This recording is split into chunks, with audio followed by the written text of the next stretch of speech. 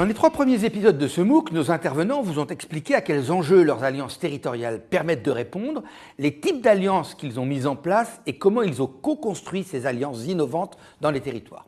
Nous avons notamment étudié la question de leur structuration juridique et de leur financement, sans oublier la question clé de l'évaluation des résultats de ces alliances territoriales. Mais comment démultiplier leur impact et pourquoi cela est-il nécessaire ? Quels sont les facteurs clés de succès de ces alliances territoriales? C'est ce qu'ils vous ont présenté dans ce 4e épisode et ce sur quoi nous allons revenir aujourd'hui. Commençons tout d'abord par revenir sur l'impact de ces alliances sur leurs parties prenantes et sur les territoires. Le prérequis pour un changement d'échelle de ces alliances est en effet qu'elles donnent lieu à des impacts positifs. Pour Charles-Benoît Hetzig, ces alliances ont 3 impacts sur les territoires. 1. Elles sont un levier de performance pour les organisations et permettent de renforcer leurs liens. 2. Elles renforcent la capacité d'innovation des territoires et permettent de faire émerger des solutions que n'aurait pas pu développer un acteur seul. 3. Elles sont facteurs de confiance entre les différents acteurs du territoire. Emmanuel Dupont, responsable au CGET, Commissariat général à l'égalité des territoires, pense quant à lui que ces innovations territoriales font face aujourd'hui à 2 enjeux.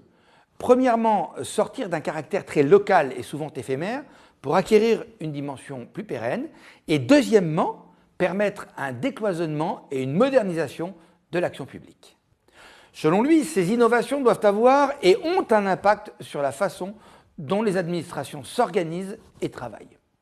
Elles permettent en effet aux administrations de repérer des besoins sociaux que les acteurs publics ne peuvent pas toujours capter.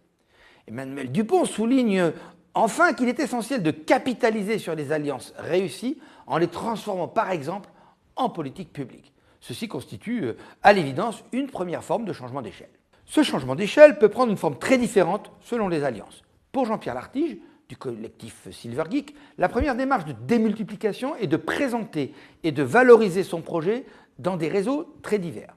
Chaque membre du collectif a ainsi diffusé le bilan du projet dans ces réseaux au niveau national. Les médias ont également contribué à la diffusion de ce projet. La deuxième démarche d'essaimage de Silver Geek a été de mettre par écrit la façon dont le projet s'est construit et de créer des kits d'animation afin que d'autres structures puissent s'emparer de leur initiative. Karen Toris, chargée de communication à ADB Solidatech, conseille quant à elle d'intégrer de nouveaux projets dans des dispositifs déjà existants plutôt que de créer de nouvelles structures. Enfin, Philippe Jouani, le président du club Gravel Entreprendre, estime que l'alliance Agir Ensemble à Charenton-Saint-Maurice devrait non seulement être essaimée géographiquement dans d'autres territoires, mais aussi sectoriellement pour répondre à d'autres besoins comme le handicap ou la précarité par exemple. Le changement d'échelle de ces alliances est aujourd'hui incarné par une communauté dont fait notamment partie Cécile Dupré-Latour, la communauté des pionniers des alliances en territoire, dont l'objet est de jouer le rôle de facilitateur pour démultiplier cette approche sur d'autres territoires.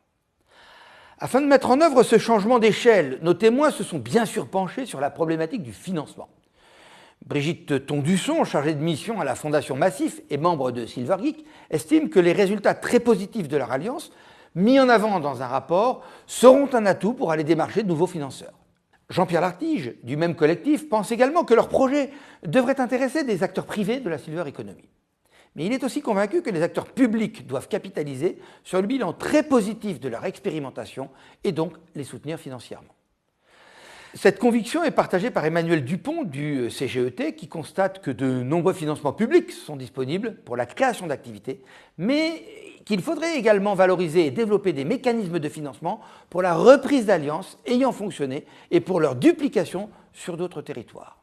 Hugues Sibyl, le président du labo de l'ESS, pense que les Social Impact Bonds peuvent être une piste de financement pour démultiplier les alliances territoriales. Si vous voulez en savoir plus sur ces Social Impact Bonds, ces titres à impact social, vous pouvez vous reporter au MOOC sur la finance qui change le monde, le 3e MOOC que nous vous proposons également sur Coursera. Hugues Sibyl met également en avant 2 autres outils de financement innovants. Un, les fondations territoriales, en tant que tiers de confiance, légitime pour sélectionner des projets locaux et lever des fonds localement pour les financer. Le deuxième mode de financement, c'est les circuits courts de financement tels que le crowdfunding. Passons maintenant aux facteurs clés de succès de ces alliances.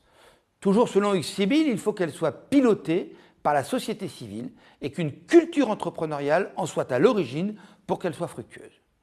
Les intervenants sont unanimes quant à l'un des principaux facteurs clés de succès d'une démarche de co-construction: partager un même objectif clair et faisant l'unanimité. Philippe Lemoine, le président du Forum d'Action Modernité, précise que ces objectifs doivent être mesurables. Il met également l'accent sur le fait que le succès des alliances territoriales réside dans la capacité des acteurs à croître tout en restant authentiques.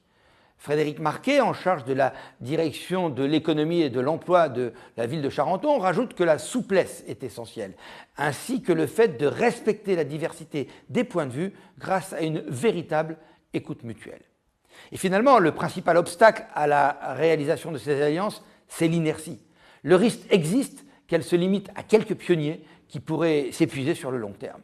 Le témoignage des pairs est donc essentiel pour convaincre de nouveaux porteurs de projets de passer à l'acte. C'est d'ailleurs ce que nous avons souhaité faire au cours de ce MOOC. Car souvenez-vous du conseil du président fondateur du Rameau. Allez voir un membre de ces alliances pour constater à quel point elles ont été source de transformation pour le territoire, bien sûr, mais aussi pour chacune de ses parties prenantes.